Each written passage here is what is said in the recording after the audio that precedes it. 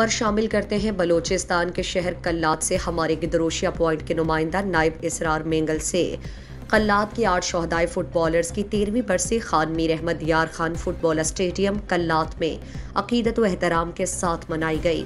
برسی کے موقع پر تعزیتی ریفرنس کا انعقاد ہوا۔ تعزیتی ریفرنس سے کلات کے سینئر فٹ بالرز کیپٹن خدا بخش تہوار، ماسٹر رشید احمد مینگل، میر محمد اکبر رودینی، میر مسعود شاہوانی، عبدالرؤف شاہوانی، محمد یوسف مینگل، فیض محمد شاہوانی، ضیاء الرحمان مینگل، سراج احمد جونیئر اور نیشنل بشیر احمد شاہوانی سمیت دیگر نے خطاب کیا۔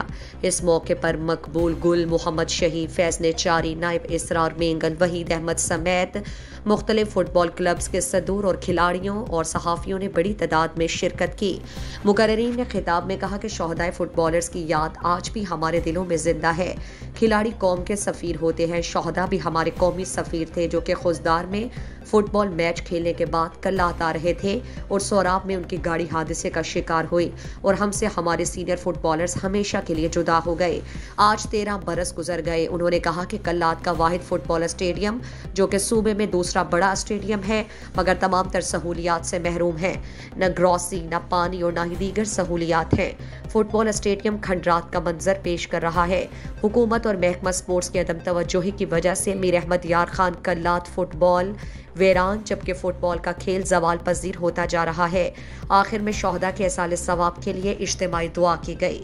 مزید دلچسپ معلومات اور خبروں سے آگاہ ہونے کے لیے گدروشیا پوائنٹ فیس بک پیج، انسٹاگرام، ٹویٹر کو فالو اور یوٹیوب چینل کو سبسکرائب کریں۔ بیل آئیکن بٹن دبانا نہ بھولیں تاکہ مکران سمیت بلوچستان کی خبروں سے جڑے رہیں۔